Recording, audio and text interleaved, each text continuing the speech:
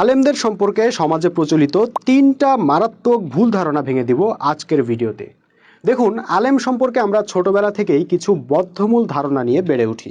এমন কিছু কথা আমরা জন্ম থেকে শুনে আসছি যেটা কোরআনেও নাই, হাদিসেও নাই, এমনকি বাস্তবতার সঙ্গেও সেই কথাগুলো মিলে না। কিন্তু বাপদাদার আমল থেকে যেহেতু শুনে আসছি, তাই যাচাই বাছাই না করেই কথাগুলো বিশ্বাস করি। আলেমদের সম্পর্কে তেমনই কিছু ভুল ধারণার জবাব আজকের ভিডিওতে জেনে নিব ইনশাল্লাহ।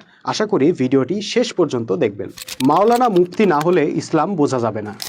আসলে এই ধারণাটি ইসলামের ধারণাই নয়, আয়ামে জাহিলিয়াতের ধারণা। মক্কার মুশরিক নেতারা এই ধারণা পোষণ করত। যখন বেলাল রাদিয়াল্লাহু আনহু, আম্মার রাদিয়াল্লাহু আনহু, ইয়াসির রাদিয়াল্লাহু আনহু, সুমাইয়া রাদিয়াল্লাহু আনহা এর মতো দাস শ্রেণীর মানুষ ইসলাম গ্রহণ করলেন, তৌহিদের ঘোষণা দিলেন, তখন আবু জাহেলরা অহংকার করে বলতো, তোরা ধর্ম নিয়ে কথা বলার কে, তোরা কি জানোস? কিন্তু পরবর্তীতে ইতিহাসে প্রমাণিত হয়েছে নিরক্ষর সেই সাহাবিরাই অর্ধ পৃথিবীতে আল্লাহর দ্বীন প্রতিষ্ঠা করতে পেরেছিলেন। তারা ইসলাম দিয়ে অর্ধ দুনিয়া শাসন করেছিলেন। তারা যদি মুফতি মাওলানা না হয়ে মাদ্রাসায় 15 বছর পড়াশোনা না করে দ্বীন বুঝতে পারেন, তাহলে আমরা কেন পারবো না? আমাদেরকে কেন দ্বীন বোঝার জন্য মুফতি মাওলানা হতে হবে? কি অবাক করা ব্যাপার, চিন্তা করুন। নিরক্ষর সাহাবীরা সহজেই ইসলাম বুঝে ফেললেন এবং অর্ধ পৃথিবীতে দ্বীন প্রতিষ্ঠা করলেন। সেই নিরক্ষর সাহাবীদের জীবন ও কর্ম নিয়ে পড়াশোনা করে আলেম সাহেবরা মাদ্রাসা পাশ করলেন। তারপর বলতে লাগলেন ইসলাম বোঝা সাধারণ মানুষের পক্ষে সম্ভব না, ইসলাম বুঝতে হইলে অনেক বড় পণ্ডিত হইতে হবে। কি পরিহাসের বিষয়! মাওলানা সাহেবরাই ইসলামকে টিকিয়ে রেখেছেন। আসলে মাওলানা সাহেবরা ইসলামকে টিকিয়ে রেখেছেন কথাটা সঠিক নয়। কথাটা হবে মাওলানা সাহেবরা ধর্ম ব্যবসাকে টিকিয়ে রেখেছেন। আচ্ছা, এই যে বলা হচ্ছে মাওলানা সাহেবরা ইসলামকে টিকিয়ে রেখেছেন, আমাকে বলুন তো কোথায় ইসলামকে টিকিয়ে রেখেছেন? আমাদের জাতীয় জীবনে ইসলাম চলে? চলে না। অর্থ ব্যবস্থায় ইসলাম চলে? চলে না। বিচার ব্যবস্থায় ইসলাম চলে? চলে না। সমরনীতিতে ইসলাম চলে? চলে না। শিক্ষা ব্যবস্থায় ইসলাম চলে? চলে না। সব জায়গায় চলে ব্রিটিশের তৈরি বিধান, ব্রিটিশের তৈরি ব্যবস্থা। তাহলে ইসলাম টিকে থাকলো কোথায়? আপনি যদি দাড়ি আর টুপি আর লেবাসকে ইসলাম মনে করেন, তাহলে আমার কিছু বলার নাই। কিন্তু মনে রাখবেন, ইসলাম মানে টুপি দাড়ি লেবাস নয়। ইসলাম হলো একটা পূর্ণাঙ্গ জীবন ব্যবস্থা, কোড অফ লাইফ।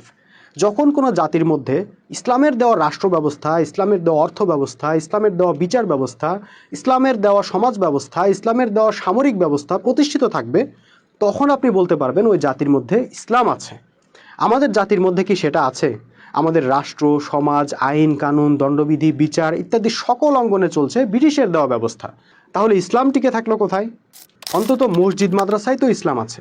হ্যাঁ, সে কথা আপনি বলতেই পারেন।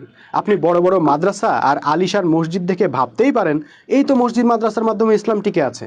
কিন্তু আপনার সঙ্গে অনেকেই একমত হবেন না। তারা বলবেন মসজিদ মাদ্রাসা এখন ধর্ম ব্যবসায়ীদের দখলে চলে গেছে। যত মসজিদ, যত মাদ্রাসা, তত হুজুরদের কর্মসংস্থান, তত হাদিয়া।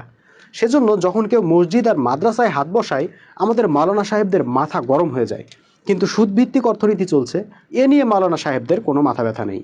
গত 100 বছরে বাংলাদেশে কওমি মাদ্রাসার সংখ্যা বহু গুণ বেড়েছে, মসজিদের সংখ্যা হাজার গুণ বেড়েছে, বেড়েছে মাওলানা সাহেবদের হাদিয়ার রেট। কিন্তু 100 বছর আগেও আমাদের জাতীয় জীবনে চলতো ব্রিটিশের বিধান, আজও তাই চলে। তাহলে ইসলামের লাভ কি হলো? হ্যাঁ, মসজিদ আর মাদ্রাসায় ইসলাম আছে এই কথা আমরা বলতে পারতাম যদি মসজিদের মিম্বর থেকে ইমাম সাহেবরা তৌহিদের ঘোষণা দিতে পারতেন। যদি তারা বুক ভরা হিম্মত নিয়ে বুক টান টান করে বলতে পারতেন, যে জাতি ব্যক্তিগত জীবনে নামাজ রোজা করে কিন্তু জাতীয় জীবনে আল্লাহকে বাদ দিয়ে ব্রিটিশের বিধান অনুসরণ করে, তাদের ঈমান নাই, তারা মুশরিক। তাহলে বুঝতাম হ্যাঁ, মসজিদে ইসলাম আছে। কিন্তু বাস্তবে মসজিদের ইমামরা সমাজের সুদখোর, ঘুষখোর, কালো টাকার মালিকদের পদলেহন করে, শিরক কুফরকে বৈধতা দান করে। এখানে ইসলাম কোথায়? আবার যদি মাদ্রাসা থেকে ইসলাম শিখে দিন প্রতিষ্ঠার সৈনিক বের হতেন, মোমেন বের হতেন, তাহলে বুঝতাম মাদ্রাসায় ইসলাম আছে। কিন্তু মাদ্রাসা থেকে বের হচ্ছেন মুফতি মাওলানা নামের একটি ধর্মজীবী গোষ্ঠী, যারা দিন প্রতিষ্ঠা নয়, দিন বিক্রি করে খাওয়ার ধান্দায় থাকেন। কাজেই যে মাদ্রাসা মোমেন তৈরি করে না, ধর্ম ব্যবসায়ী তৈরি করে, সেই মাদ্রাসায় ইসলাম আছে কিনা তা বিবেচনার ভার আপনাদের উপরেই ছেড়ে দিলাম। প্রিয় দর্শক, আমাদের দেশের মানুষ ইসলাম বলতেই বোঝেন আলেম ওলামা। এই ধারণা কিন্তু এমনি এমনি তৈরি হয়নি।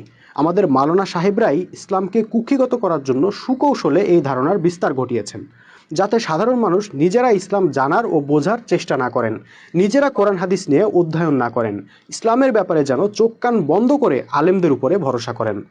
মানুষের এই নির্ভরতার, বিশ্বাসের ও আস্থার সদ্ব্যবহার করে আলেমদের উচিত ছিল সাধারণ মানুষকে ঐক্যের পথে, হেদায়ের পথে চালিত করা। কিন্তু তারা করেছেন উল্টোটা। সাধারণ মানুষকে তারা বিপথে নিয়ে গেছেন, মুসলিম উম্মাহকে ধর্মীয়ভাবে হাজার হাজার ভাগে বিভক্ত করেছেন। আজ সময় এসেছে এই ধর্ম ব্যবসায়ীদের সম্পর্কে ভুল ধারণা ভেঙে বাস্তবতাকে নতুন করে জানার ও বোঝার। আসুন ইসলামকে কোনো গোষ্ঠীর হাতে বর্গা না দিয়ে নিজেরাই জানার ও বোঝার চেষ্টা করি। আরবের নিরক্ষর মানুষগুলো যদি ইসলামের আদর্শ বুঝে অর্ধ পৃথিবীতে আল্লাহর দ্বীন প্রতিষ্ঠা করতে পারেন, তাহলে আমরা কেন পারবো না? আমাদেরকে কেন ইসলাম ব্যাখ্যা করার জন্য মধ্যস্বত্বভোগী আরেকটা তৃতীয় পক্ষের দিকে চেয়ে থাকতে হবে? প্রিয় দর্শক, আজকের মতো এখানেই শেষ করছি। ভিডিওটি কেমন লাগলো জানাতে ভুলবেন না, আর অবশ্যই পরবর্তী ভিডিও পাওয়ার জন্য চ্যানেলটি সাবস্ক্রাইব করে রাখবেন। আপাতত বিদায় নিচ্ছি। আল্লাহ হাফেজ। সালামু আলাইকুম ওয়া রাহমাতুল্লাহি ওয়া বারাকাতুহু।